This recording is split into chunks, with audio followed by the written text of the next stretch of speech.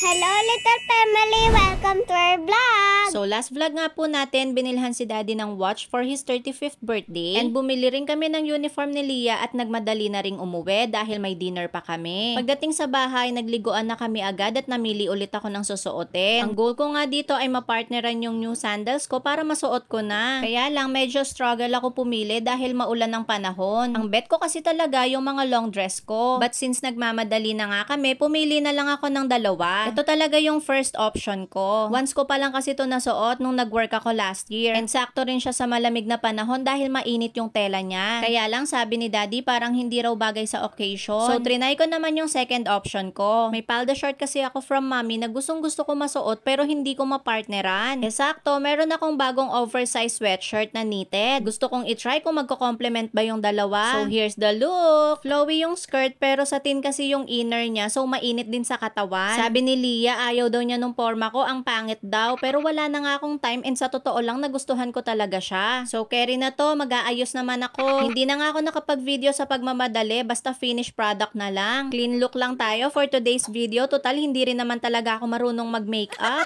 Wala na rin akong time para magplansya pa ng hair kaya ganyan na lang. Ito naman ang look ni Leah. Syempre nakaayos na din siya. Alam nyo naman, laging nauuna yan. So mabilis ang outfit check nga muna tayo bago umalis. Pero sa sobrang bilis, tingnan nyo naman. Hindi ko na napansin nakataas na pala yung palda. Syempre, hindi papatalo ang Leah. Tara na, baka malate pa tayo. Dito nga lang kami sa Quezon City nagpa-reserve and first time nga namin mag-hotpot. Actually, second time ko na to pero nakalimutan ko na kung paano kasi nagwo-work pa ako noon. So, andito na nga tayo sa Fumizen Japanese Restaurant. May reservation kami ng 7 PM pero marami ata masyadong tao kaya nag-wait pa kami for few minutes. Pag upo namin, tiningnan agad namin yung menu kasi si Daddy nagugutom na. Pinauna na niyang orderin yung salad dahil ready to serve na raw yun. And to our surprise, grabe, sobrang sarap. Pero ang dinayo talaga namin dito is yung kanilang Anli Shabu Shabu and Anli Yakiniku. Ang akala talaga namin dito sa Yakiniku is yung Samgyeopsal style. Yung magigrill din kami, may lettuce, side dishes and all. Pero hindi pala, literal na Yakiniku lang siya. Grilled na yung mga meat na isa-serve sa'yo. In fairness, less hassle and masarap din talaga siya. Yun nga lang, hinahanap-hanap namin yung may lettuce na style. Parang ang bilis kasing makabusog kapag rice kagad yung partner.